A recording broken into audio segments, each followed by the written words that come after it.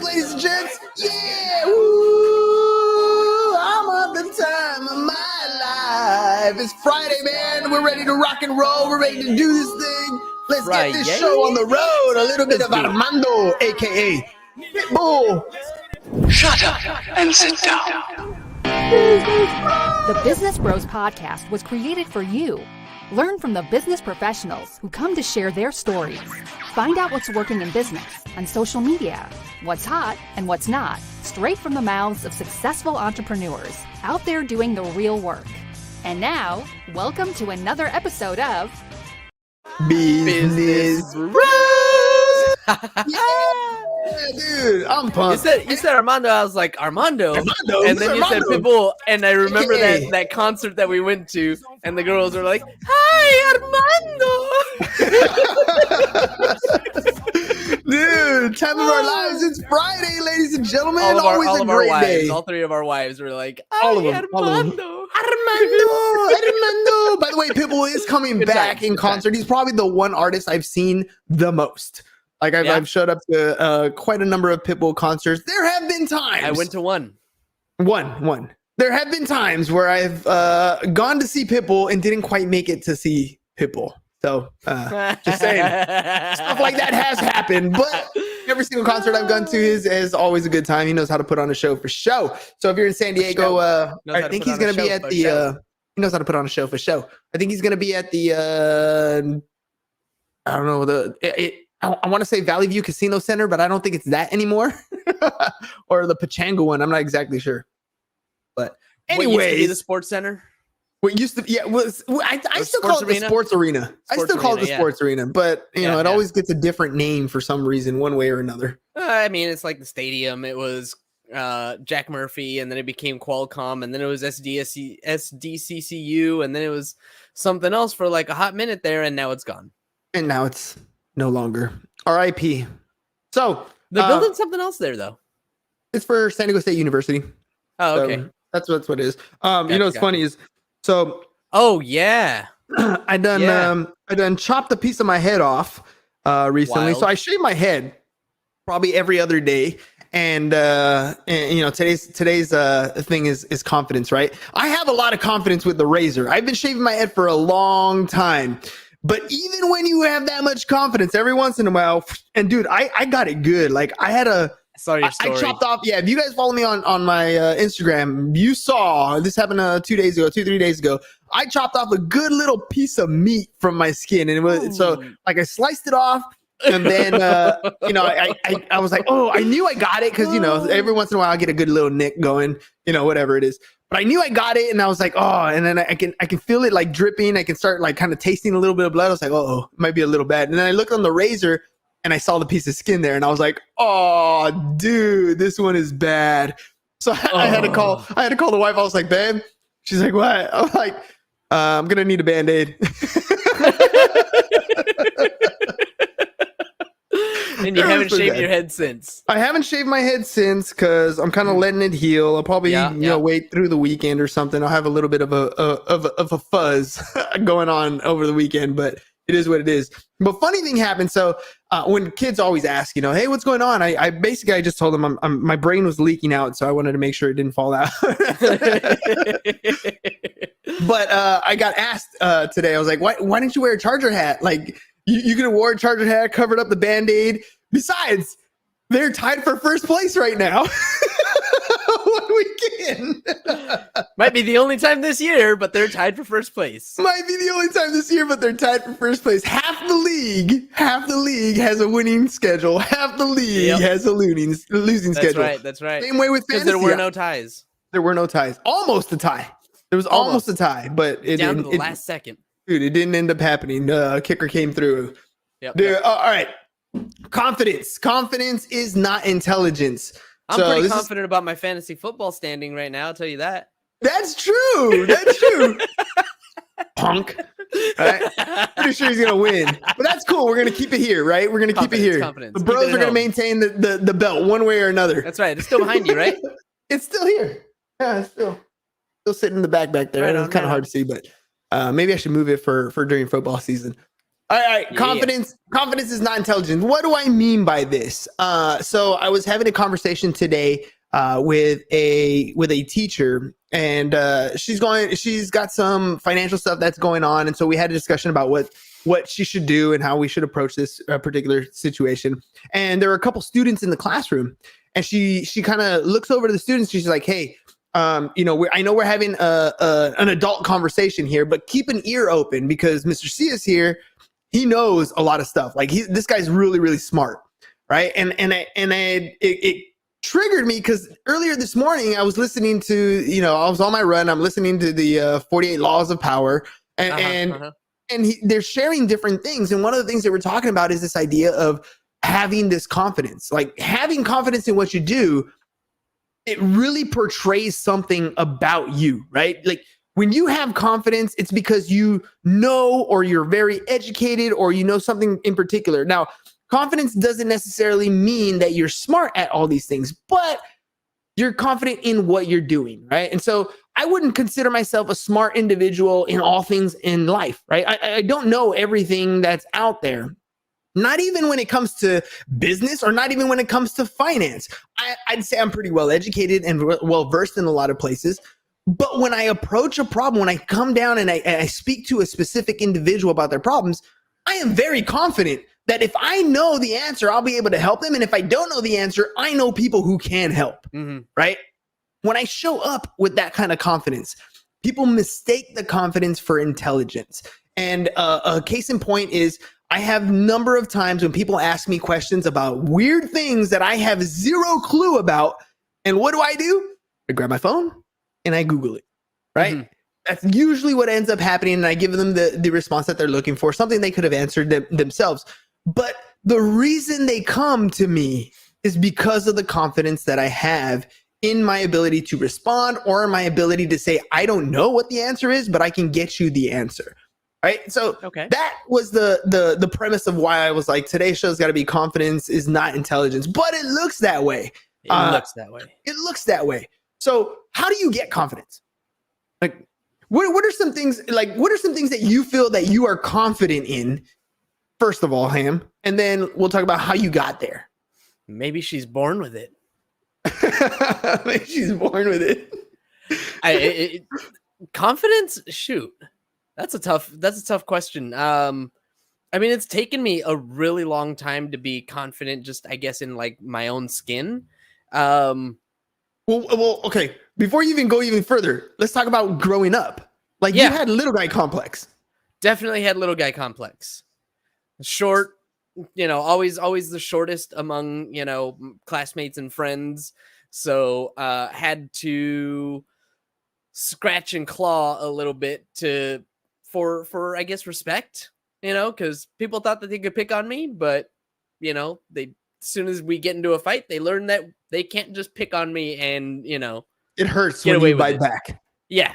I was definitely the Chihuahua that had a bark and a bite.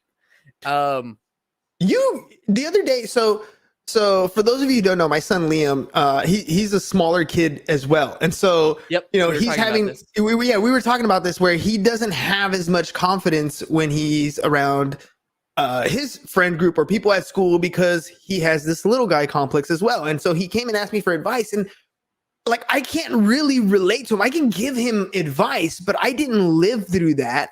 So I asked James the other day. I was like, "Hey, man, like." Can you have a conversation with him? What? Yeah, I did. By the way, and that's what I was gonna say. You gave some great advice. You were like, "There's a couple things that I think every kid should learn, and if he learns these things, he'll have a lot more confidence." And three things. What are those three things? 1, how to fight. 2, how to dance. 3, how to throw a ball. Dude, that's it. And when you said those things, I was like, "Dude, you're absolutely right." But and here's the thing about those three things. It doesn't matter whether you're small or big. Like those are three things that every guy every young man. Yeah. Every young man should know. Masculine. Yeah. And if you had most people have one or two of those things. Very few guys have all three. And you notice that the guys who have all three of those things, their confidence level is really high. Right? Now let me ask you this. Worry about? Well, let me ask you this. Growing up, they were smaller guys, the little Joey Francos or the JoJos of the world that were in our space, right? Growing up. Yep. What was their confidence like compared to yours? I mean, they were much better ball players. Pretty sure they were better dancers. Pretty sure they were better fighters too. Yeah, I never wanted to mess with them because I knew they could fight. You know, they're scrappy, but their confidence level they're definitely scrappy. Yeah, but yeah. How did that play out for them in social circles? Oh, they were popular. They were super popular. Those two guys, particularly. I heard, man, yeah. Like, because the confidence shows, like, when you know that you have those three things at least, like, what else is there? Like as a 10, 11, 12-year-old kid, what else do I need to worry about at this point? Mm-hmm. Right? Maybe another one that might throw out there would be like dress well. Yeah. Right? That because could be a plus. they did too. Those two guys, they knew how to carry themselves and how to dress themselves well also. So, like, you know, add that one to the list. There's a bunch, but like, as a 10, 11, 12-year-old kid, what do you need?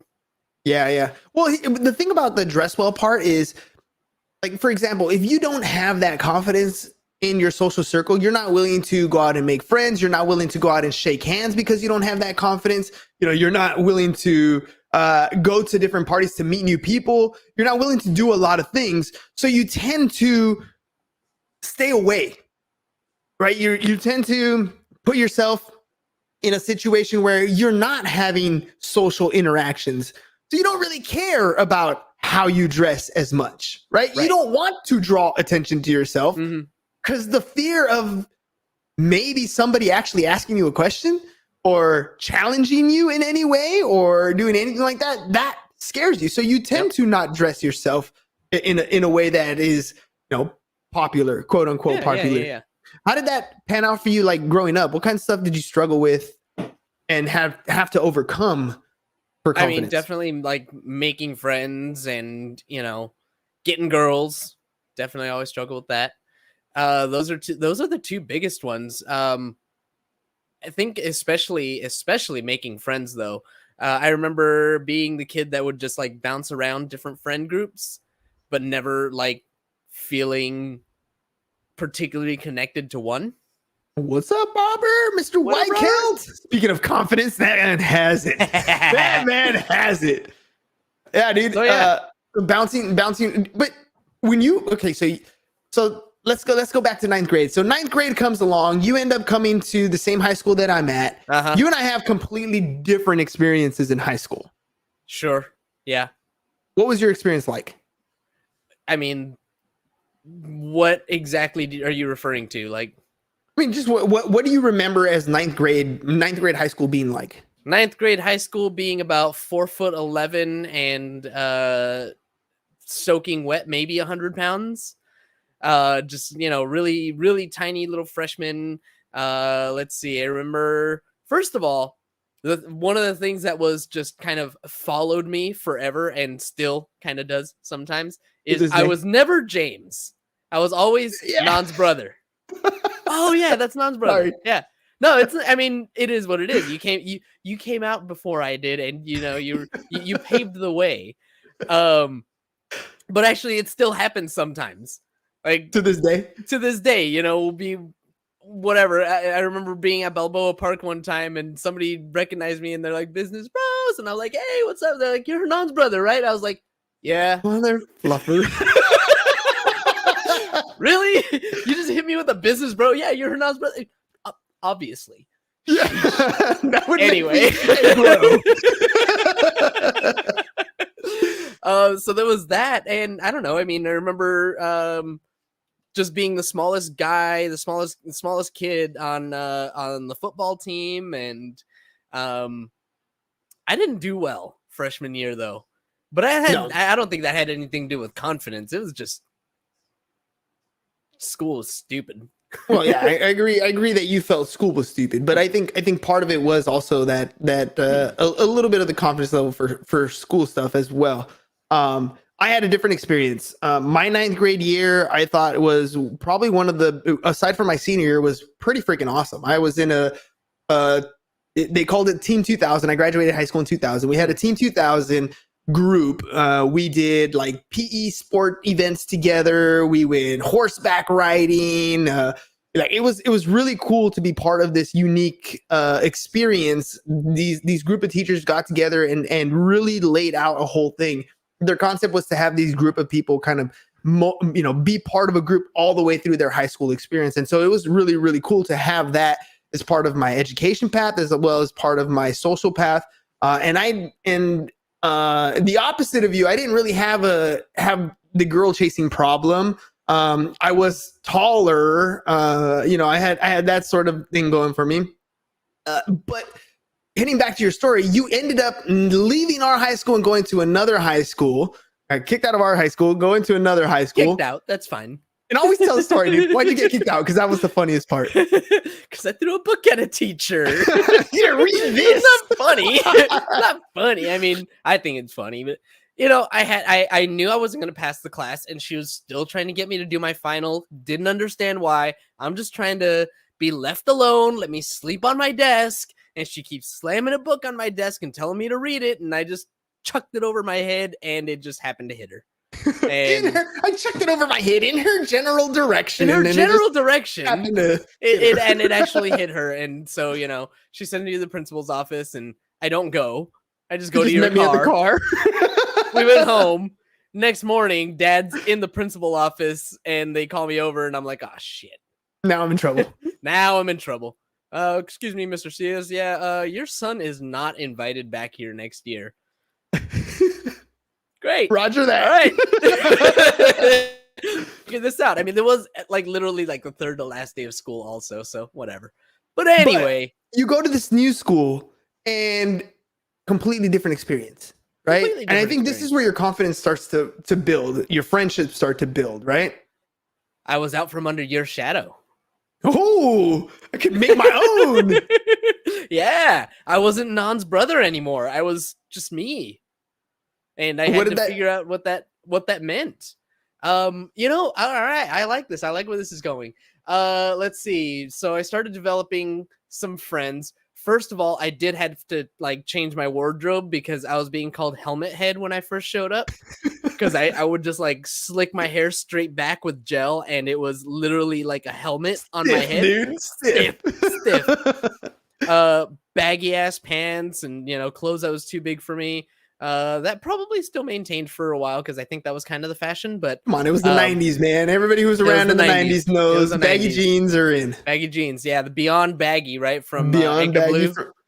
From Anchor Blue. Yeah. AKA Miller's Outpost. Yep. But those years, I remember started making friends, started developing my own taste in music. We started getting into backyard wrestling, so that was my athleticism that was kind of showing off a little bit. I remember I was so our high school, quote unquote, was a bunch of trailers, and they had the ramps where you could walk up, and I never walked up the ramp. I front flipped over the rail and landed on the ramp. It was a signature move. It was my signature move. I'm gonna this is how I get into the ring. Hop up and flip and boom. Ain't no thing like me except me. Just like that. I would say probably some of the biggest confidence boosters in that time. Still didn't know how to dance. Still, I mean, I was scrappy, but it didn't really need to fight at that point. But one of my biggest confidence boosters actually came when I dragged somebody who was kind of a loner in the classroom. At lunch, he would just sit there by himself and but I had been in class with this guy, and he was freaking funny, hilariously funny. And so I went in there one day. I was like, yo, come hang out with this group of people that I'm hanging out with. And so he did. He came out, and we ended up being really good friends. And to this day, we're still friends. You know who I'm talking about? Big Face Joe? Pig-faced Joe. Like, I dragged him out of this classroom and told him to come hang out, and we're still friends to this day. But like, just doing that just kind of did this like, oh, okay, so I can approach people, I can talk to people, I can be a bridge, I can help people. Like, there's something that I have that this person didn't, and maybe I can do that for other people too. Like, that was definitely a confidence boost.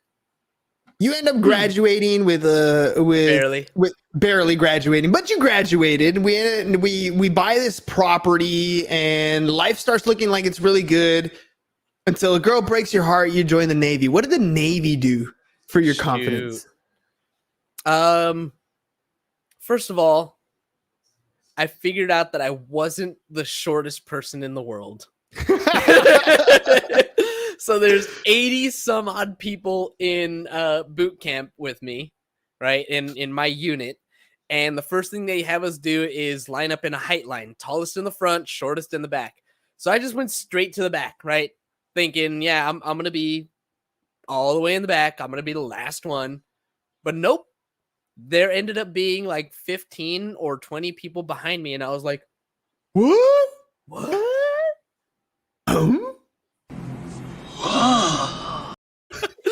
Exactly. I was like, oh, damn. Okay. I'm not that short. I mean, I remember one guy was like up to my shoulder, like my shoulder. I was like, whoa. Shit, I'm not that. I think, like, no offense, but cool. I'm not that short. This is great. So, I mean, that was like one of the things. The other was I eventually discovered that I'm actually a pretty good leader. As much as I was the little guy, there are people that have actual little guy syndrome. And the moment that they get some rank on their shoulder, like Napoleon syndrome, I mean, the moment that they get rank on their shoulder, like it's over. And not only are they like abusing they're abusing it because they just become assholes. Like it's not, having a leadership position is not about telling people what to do and, you know, being the king boss person. Right. It's not about having a whip in your hand. It's about learning how to win people over and get them to want to do the things that you want them to do. And I was pretty good at that. I ended up, you know, at different points in my career, leading teams and doing a pretty damn good job of it. You know, not to toot my own horn or anything, but I did pretty damn good. Which led to, once you get out of the Navy, you started doing it at Pipeline Insurance. Well, of course. If you're good at something, never do it for free. Yeah. So, yeah, I mean, when we started at Pipeline, it was just me for the first 8 months or so. And then we opened that office and Corey came on board and jumped in with us. And then we started getting employees. And then we partnered up with Jimmy and Armando. And we started building the PTSD team, Pipeline team in San Diego. We started building the team. And yeah, I mean, it was just a matter of let's get people going. Let's get, you know, getting them to do all these different things, showing them how, teaching them, leading them. And 7 years later, here we are. And let's talk about probably, in my opinion, one of the biggest confidence boosters that you and I have gone through in the last 3.5 years. And that is the podcast. Right? All of a sudden, like leading people, meeting one-on-one and having some conversation, that's one thing. Standing on a stage or getting behind a microphone and talking to thousands, yep, that's a whole nother ball game. And I'll share my experience real quick, and then you tell me how it's changed your confidence level. For me, I knew I could talk to people just like you. I knew that I wanted to be famous, but I was terrified to stand in front of anybody and do those types of things. But doing it every single day chipped away at that fear, chipped away at that little kid shyness about what was I actually scared about. fumbling my words, not knowing what to say, figuring out my voice. Like what am I saying? What am I talking about? What's my messaging? Who am I? Mm-hmm. Right? Like all those things got better as I started the podcast. And now today, I mean, I have no problem standing in front of people. The brand itself, the fact that we have consistently for 809 episodes for the last 3.5 years, putting out content every single day, that has built confidence in and of itself, to the point where I get approached and asked about business and financial questions every single day. I've created myself, an image of myself that I've wanted. I'm building it. I know for certain, we're only 3.5 years in, right?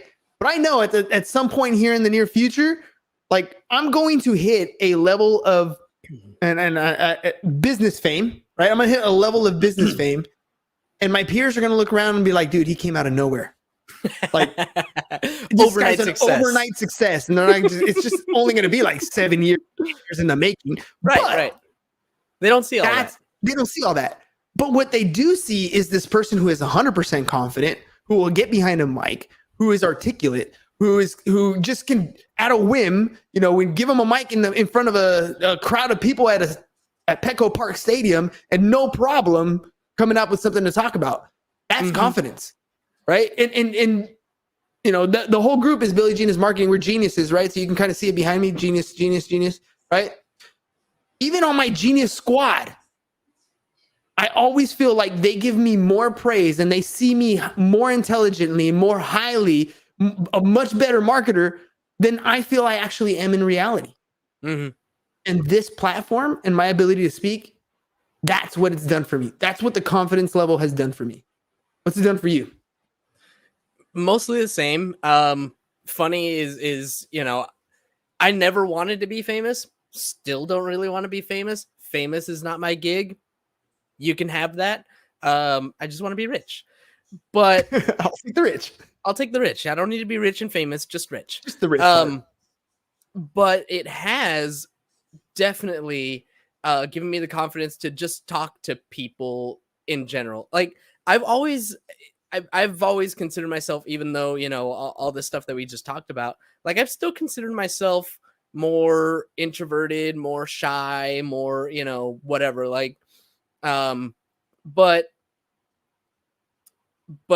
over the past 3 years, I definitely feel like I have, more than anything, improved my listening and conversational skills. Like I can go into any room, I can go into a bar, I can go into, any place and just start chit-chatting with people, and the conversational skills that I've picked up through the podcast, probably more than anything else, has given me that extra boost of confidence.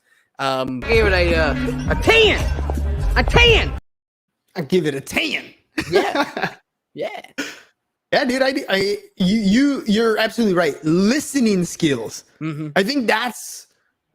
I don't think people quite realize that the better conversationalist you are really means the better listener that you are.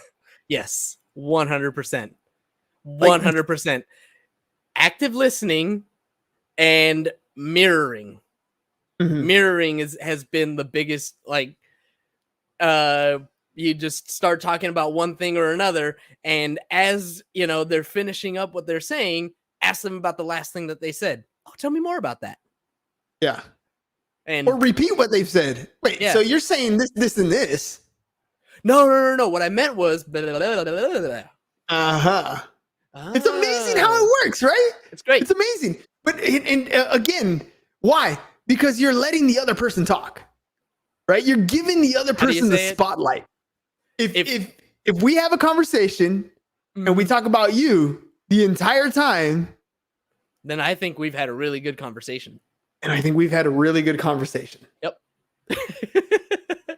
So back to our topic, though. Confidence is not intelligence, because this whole time we've been talking about building confidence. But confidence isn't intelligence. And now, yes, you've gotten smarter. You've learned insurance really damn well, right? We've gotten really good at this podcasting thing. I've spent years in business and reading audiobooks to build my knowledge base. But none of the confidence building has made me any more intelligent. Right. Nothing that everybody else sees on the outside has made me more intelligent. It's all the other work that we've done. But I'm way more powerful when I step into the room because of the confidence. Boom. That's the power. So, ladies and gents, it's Friday, man. So confidence gives us the ability to share our intelligence because people will trust us. Because we have the confidence. Because you walk into a room like you command it. Because there's an aura about you. Yeah. Because there's a glow about you. Because people know, like, and trust you. Especially because you're an active listener and all you do is talk about them. It's an amazing thing. It's a beautiful thing. All right, ladies and gents. All right, there it is. Hopefully you guys enjoyed today's show. It's not super businessy, but it's actually a very huge part of business. Yeah. Confidence is a very huge part of being successful in almost anything you do, especially in the business space. Not going to be a very good salesperson if you're not confident. Exactly. You might not be very good at sales, but if you walk into a room confident compared to the other salespeople who walk into the room shy, timid, or whatever it is, you're most likely going to close more sales. It's just the way it's going to work. Your confidence level has to be high. #facts. Believe in yourself because you can do it. You can. Yeah. And it takes a little bit of effort. I know getting behind a microphone, standing in front of the stage, those things are scary as all hell. Let's start small. Let's start. All right, ladies and gents, we'll see you guys again on Monday. Enjoy your weekend. Peace. And we're out. Thank you for listening to the Business Bros Podcast. Are you looking to get more clients or to increase your income? Hernan, the business bro, can help you generate referrals through the power of podcasting. And James, the insurance bro with Pipeline Insurance, can help you effectively add insurance to your existing business. If you are ready to create wealth today and generational wealth for tomorrow, email businessbros@csfirst.com to schedule a free consultation or join the Business Bros Network, www.businessbros.biz.